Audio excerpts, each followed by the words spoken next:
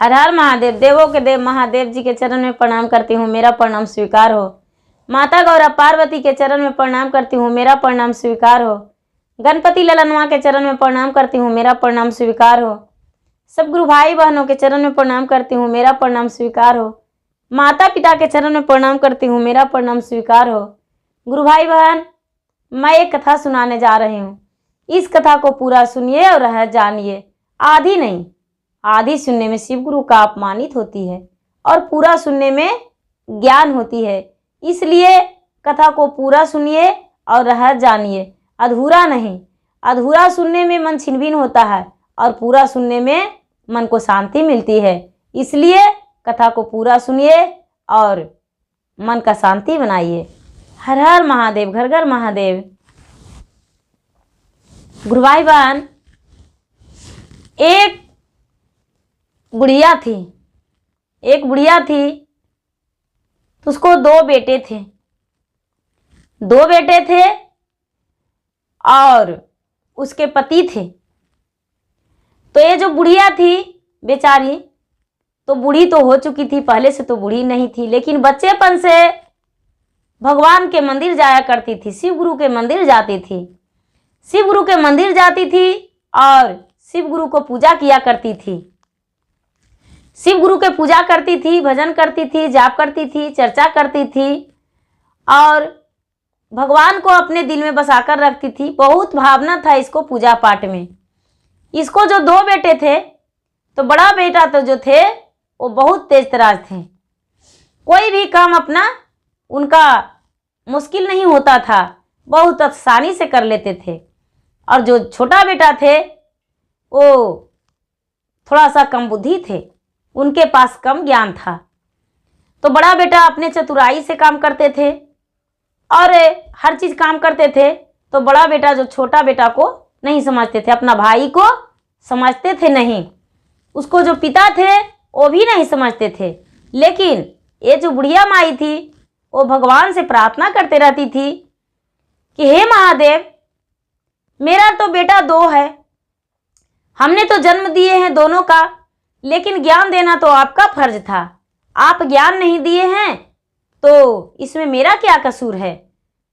लेकिन मेरा बेटा का ऐसा सरबुद्धि दीजिए कि जिसमें मेरा बेटा भी खुश रहे। प्रतिदिन भगवान के मंदिर में जाकर यही कहती थी। एक दिन का बात हुआ कि उसका जो भाई थे और पिता दोनों मिलकर छोटा बेटा को, छोटा भाई को हाथ पकड़ के निकाल दिए।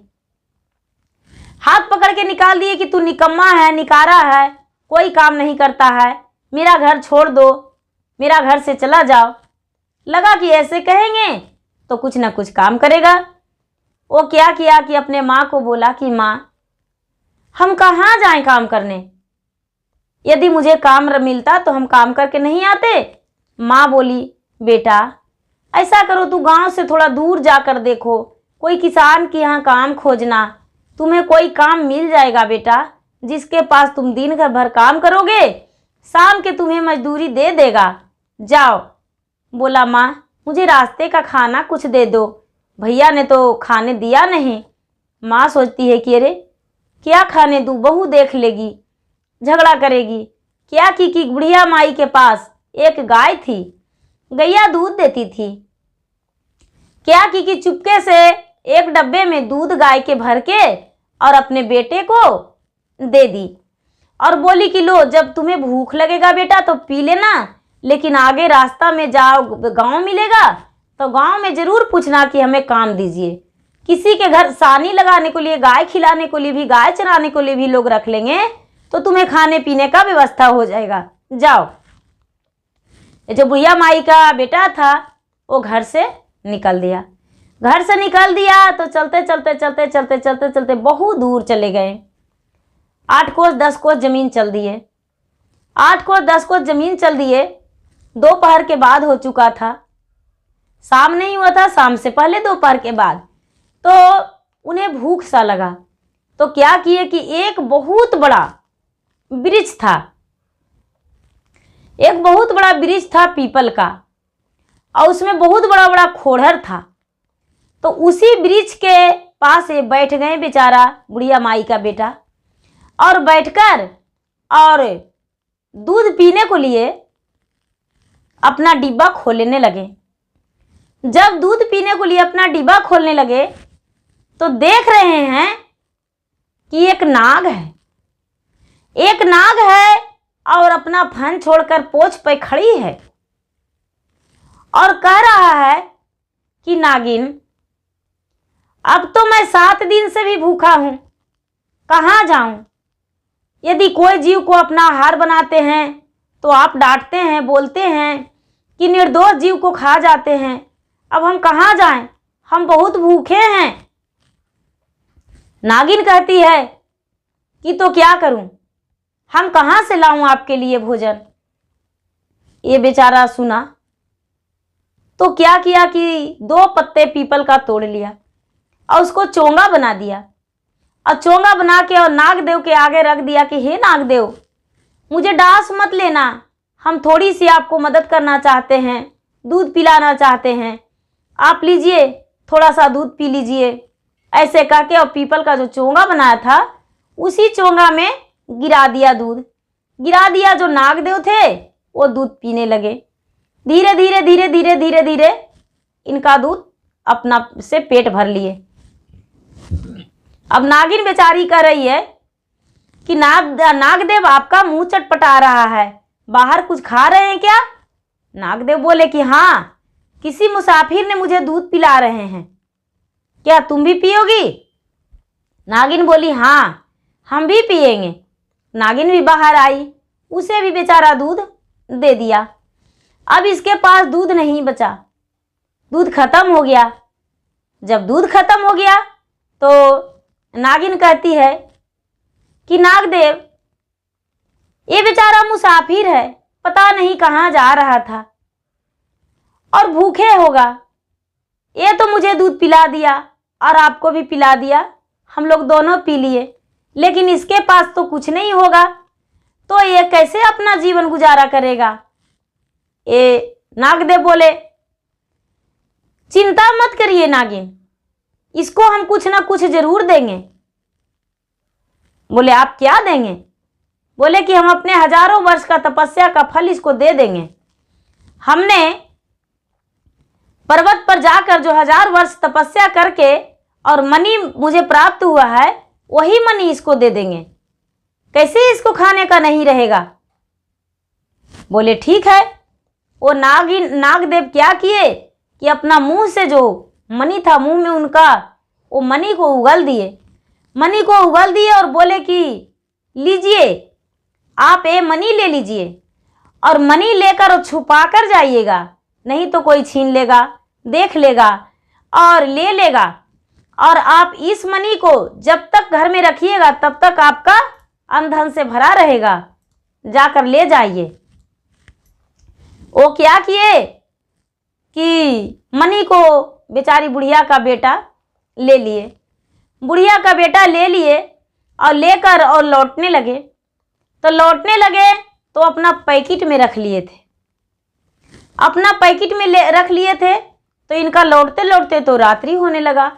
तो अपना गांव से निकलकर और थोड़ी दूर बाद एक और गांव था, तो उस गांव में पहुंचने वाले थे कि लोग देखे कि अरे एक मुसाफिर जा रहा है, रात्रि का समय है, क्यों ना उसे रोक लें। तो किसी घर में ये ठहर गए और जब ठहर गए तो रात हुआ तो पूरा जगमग जगमग जगमग जगमग उनका घर रोशनी से जल भर गया और पूरा घर में उनका घर में लक्ष्मी का प्रवेश होने लगा।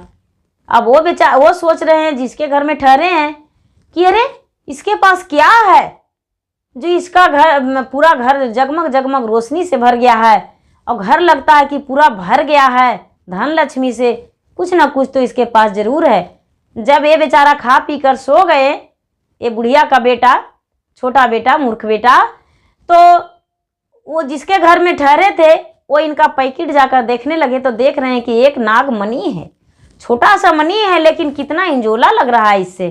इसका मणि चुरा लिए, उसका पैकेट में पत्थर डाल दिए। वो बेचारा सुबह उठा और अपना घर चल दिया। माँ देखी, माँ बोली बेटा फिर तू वापस आ गया ऐसा ही? बोला कि नहीं माँ, हम कुछ लेकर आए हैं, मुझे नागदेव ने कुछ दिए हैं। यदि नहीं विश्वास है, लो देखो। माँ देखती है तो बोलती है ये तो पत्थर है बेटा। वो बेचारा क्या किया कि सुबह हुआ और फिर माँ से बोला, माँ मुझे और दूध दे दो, आज भर मुझे दूध दे दो। हम फिर उसी जगह पे जाएंगे और फिर नाग से बोलेंगे। वो बेचारा चल दिया और उसी समय उसी प्रकार फिर नाग पोछ पर खड़ी था। जाकर पत्ता तोड़ लिया और पत्ता तोड़कर और नाग के पास दूध दे दिया। नाग दूध पी लिया। नाग दूध पी लिया तो नागिन पूछती है कि लगता है कि कुछ आप खा रहे हैं। तो हाँ हाँ दूध पी रहे हैं। दूध पी लिए दोनों मिलकर। नागिन पूछती है कि कल तो आपका मनी दिए, आज आप क्या लेने आए हैं जो मुझे दूध पिला रहे हैं। बोले कि वो तो पत्थर था। दिखाए, देखे कि अच्छा ठीक है, जहां आप रुके थे वहीं हम आज भी रुक जाएंगे, आप रुकिएगा। आपका जो आपके पास झोला है वो झोला थैली उसको फैला दीजिए। नाग नागिन दोनों उस थैली में बैठ गए आराम से। नाग नागिन दोनों आराम से बैठ गए और वो बेचारा लौट आया वहां से नाग नागिन को लेकर। इसके घर में जब रुके तो इसका पैकेट देखे तो कुछ नहीं। जब झोला देख रहे हैं तो देख रहे हैं कि नाग और नागिन है। जो मनी चुराए थे उसका पूरा पैर हाथ में नाग और नागिन लिपट गया। नाग और नागिन लिपट गया और पूरा गुरजने लगा, पूरा फुफकारने लगा नाग नागिन। अब कहने लगे कि मुझे जान बचाइए, मुझे जान बचाइए, मुझे जान ले लेगा, ये पता नहीं कौन मुसाफिर है आया है। और इसका झोला में नाग और नागिन था। नाग और नागिन बोलने लगे कि मेरा हजारों वर्ष का तपस्या का फल था मनी, ओ मनी इसका लौटा दो, नहीं तो तुम्हारा प्राण हम ले लेंगे। बोले कि हे भगवान, हे महादेव मुझे क्षमा कर दीजिए, हे नागदेव मुझे क्षमा कर दीजिए, हम इसका मनी लौटा देंगे, मुझे क्षमा कर दीजिए। वो नाग और नागिन क्या किए कि छुटकारा होकर और बैठ गए। वो लाके और मनी दे दिया। मनी ये जो बुढ़िया का बेटा थे वो मनी ले लिए और नागिन वहाँ से लौट आए। सुबह हुआ तो बुढ़िया का बेटा अपना घर गए। जब अपना घर गए तो माँ बोली, बेटा फिर तू वापस आ गया। नहीं माँ, हम वापस ऐसे नहीं आए हैं।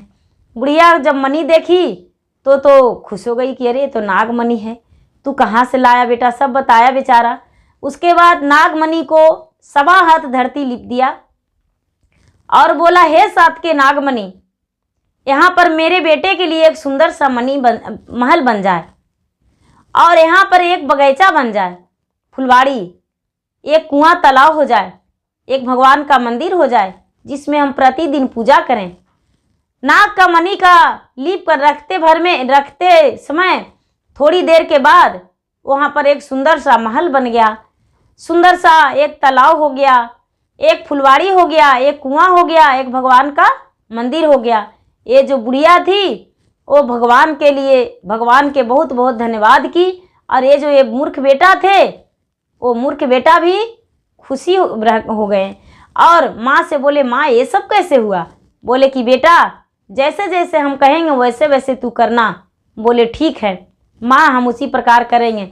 जो फूल उगा था, जो फुलवाड़ी लगा था, वो बुढ़िया माई क्या करती थी कि फूल तोड़ तोड़ कर अपने बेटे को दे देती थी और बेटा जो थे वो जाकर बाजार में फूल बेचते थे और उसी से अपना गुजर बसर करते थे और अपना घर विकास भी किए। उनका जो घर भगवान को कृपा था कि घर बन गया, रहने का छत हो गया, पूजा करने के लिए मंदिर हो गया, स्नान करने के लिए कुआं तालाब हो गया, सब कुछ हो गया, फुलवाड़ी उसका धंधा हो गया और उसी फुलवाड़ी से फूल बेचकर अपना माँ बेटे गुजर बस किए और आगे का विकास किए।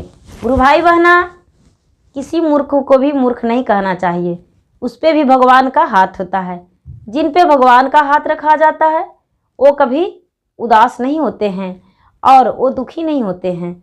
तो जैसे बुढ़िया माई पे भगवान रक्षा किए और उन पे दया किए, उसी तरह भगवान अपना कृपा सब पे बनाए रखिए और अपना खुशी सब पे बनाकर और उसी तरह सबके खुश कीजिए। हर हर महादेव, घर घर महादेव।